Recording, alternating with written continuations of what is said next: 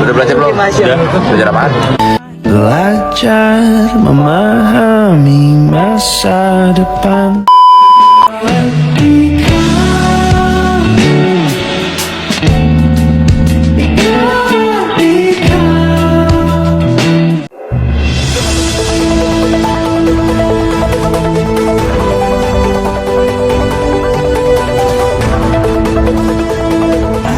Halo guys, kembali lagi bersama saya Muhammad Romi. Di sini saya sebagai presenter yang akan membawakan acara kuis cemen.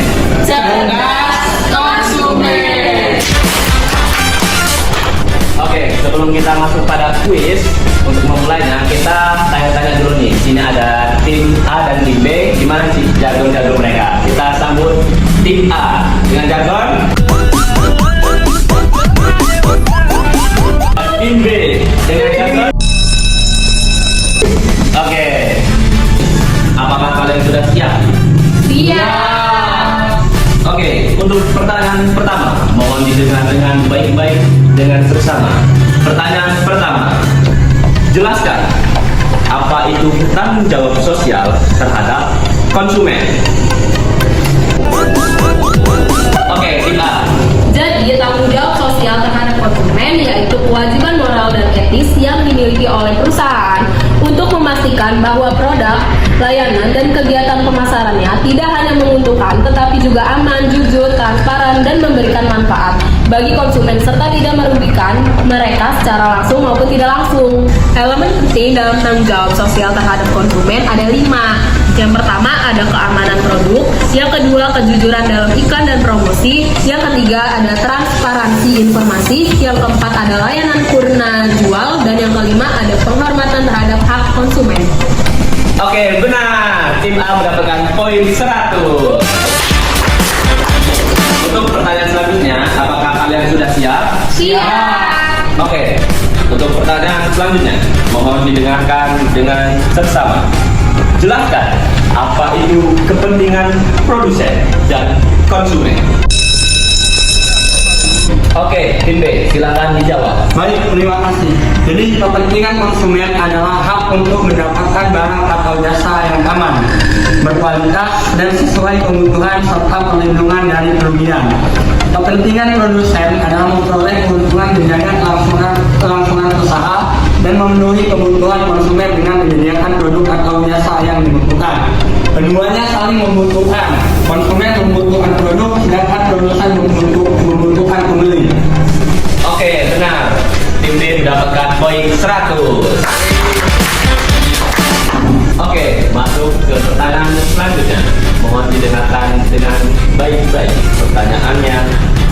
Jelaskan apa itu praktik-praktik penjualan makanan yang merugikan konsumen. Oke, tim B, silakan untuk menjawab. Penjualan makanan dengan informasi yang menyesatkan seperti iklan yang tidak sesuai, kenyataan atau lebih produk yang tidak lengkap. Selain itu, praktik manipulasi harga seperti penetapan harga yang tidak wajar, price fixing. Ternyata jawaban tim B kurang tepat. Jadi tim B mendapatkan 50 poin.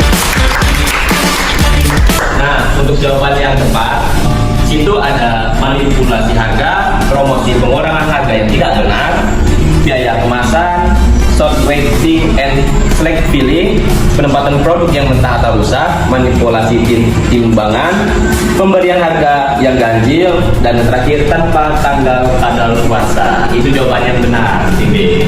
Oke, kita next ke pertanyaan selanjutnya. Mohon didengarkan. Jelaskan pengertian konsumen dan keamanan makanan, serta berikan satu contoh di dalam kehidupan sehari-hari yang Anda ketahui. Oke, tim A, silakan dijawab. Oke, saya jawab. Jadi konsumen adalah orang yang menggunakan atau mengonsumsi barang dan jasa atau memenuhi kebutuhan atau keinginan, bukan untuk dijual kembali. Contohnya, saat kamu membeli makanan di warung atau menggunakan layanan ojek online, kamu berperan sebagai konsumen. Makanan adalah segala bahan yang dimakan oleh manusia untuk mendapatkan mendapatkan nutrisi, energi seperti karbohidrat, protein, vitamin, dan mineral. Contoh makanan sehari-hari yang mudah dibuat dan sering dikonsumsi adalah nasi goreng, pisang goreng, dan sayur lodeh.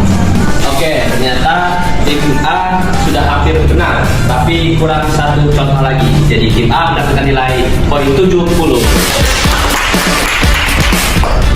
Jadi saya akan tambahkan satu contoh untuk keamanan makanan. Jadi contohnya itu satu, pada tahun 1984 seorang gadis cilik yang bernama Dewi Mulyani meninggal dunia akibat makan pisang sale. Hasil pengecekan YLKI menunjukkan bahwa kemasan pisang sale tersebut terbuat dari karton bekas, kemasan insektisida. Ini sesuai dengan visum dokter bahwa Dewi meninggal karena keracunan insektisida yang tertelan bersama pisang sale. Oke, pada acara kuis hari ini kita sudahi, dan acara kuis hari ini dimenangkan oleh tim A. Tim A mendapatkan poin 170 dan tim B mendapatkan poin 150. Terima kasih kepada peserta kuis yang telah hadir pada hari ini. Sampai bertemu kembali di acara Cemen. Cerdas konsumen.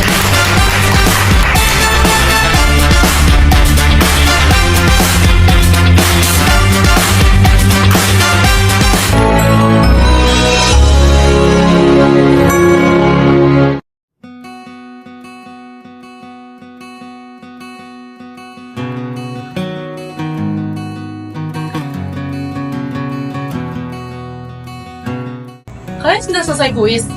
Iya nih, capek ada. Iya nih. Oh iya, kamu lagi ngapain, Nay? Iya loh, aku lagi baca buku tentang konsumen dan industri makanan dan minuman. Kalau yang kalian kuis tadi, emang itu tuh materinya gimana sih? Jadi, materi di dalamnya itu perilaku konsumen yang dipengaruhi oleh faktor pribadi seperti usia, kepribadian, dan gaya hidup yang mempengaruhi preferensi dan keputusan pembelian makanan dan minuman. Misalnya, konsumen muda cenderung mencari produk yang unik dan praktis untuk menemani aktivitas sosialnya. Jadi gitu, Rinda. Halo, gimana kabarnya? Alhamdulillah, gimana nih? Udah jadi perasaan masih berat kamu kurang ilmu kan? Biasa, lagi nambah-nambah relasi aja. Apa yang dibaca tuh? Kamu tahu? Ini yang tak baca ini tentang masalah kualitas makanan yang ada di Indonesia ini. Gimana tanggapannya?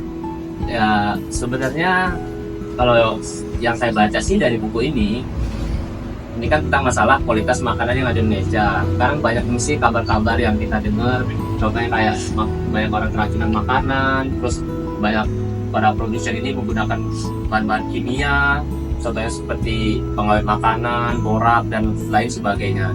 Ya jadi yang saya baca sih di sini ya banyak sekali sih masalah-masalah kualitas produsen di Indonesia ini yang menggunakan bahan-bahan makanan tidak higienis, tidak bersih, tidak, ya banyak sih pokoknya.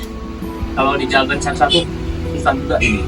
Nah, untuk pertanyaan gua, untuk undang-undang dan peraturan yang melindungi kepentingan konsumen itu ada nggak atau diatur dalam undang-undang nggak? Tentu ada. Perlindungan konsumen dalam hukum positif di Indonesia itu UU nomor 8 tahun 1999, perlindungan konsumen, UU PK. Salah satu yang masuk itu obat-obatan dan bahan berbahaya, alat-alat elektronik, kendaraan bermotor, meteorologi dan tera, industri, pengawasan mutu barang, lingkungan hidup, undang-undang pangan, serta peraturan periklanan. Dari mana dong? Dari kamar mandi. Oh Iya. Ya langsung dulu ya. Orang tadi habis bahas pasti kok kayaknya seru banget ya. Biasa bahas tentang perlindungan terhadap konsumen, tapi masih ada mengganjel nih Do di Gimana tuh? saya. Yang masih saya kurang ngerti itu hak konsumen tuh apa sih hak konsumen itu ya? Oke, jadi gini. Menurut John Kennedy adalah hak untuk memperoleh keamanan, hak memperoleh informasi, hak untuk didengar, dan hak untuk memilih. Ya, menurut dia. Ya. Kalau hak untuk memperoleh keamanan kira-kira apa nggak Dok? Terus ada berapa sih hak untuk memperoleh keamanan itu, bisa dijelasin nggak? Oh bisa. Jadi di sini ada 5 poin, Bro. Ya, jadi yang pertama itu ada perlindungan konsumen dari bahaya. Oke. Terus yang kedua, promosi dan perlindungan kepentingan sosial. Yang ketiga, tersedianya informasi yang memadai bagi konsumen. Iya. Yang keempat, pendidikan konsumen. Dan yang terakhir itu yang kelima, tersedianya ganti rugi bagi konsumen. Gitu. Itu untuk dapat keamanan ya. Iya. Oke. Apa itu hak memperoleh informasi? Oh, jadi hak untuk memperoleh informasi itu ketika konsumen membeli suatu barang, dia itu harus tahu informasi dari barang tersebut. Contohnya, logo halal pada suatu brand atau merek makanan. Naila ya? Arif, Iya benar. lu ngapain di sini? Ini habis kuis. Lo sendiri ngapain di sini? Gue habis nemenin temen gue kuis juga. Itu sekarang lagi di toilet. Iya. Ini lagi ngapain kamu? Biasalah, kampus. Ini loh, gue lagi baca buku perilaku konsumen tentang hak untuk didengar. Apa itu? Ya, setahu gue sih hak untuk didengar itu hak konsumen untuk menyampaikan pendapat dan keluhan tentang barang atau jasa yang digunakan.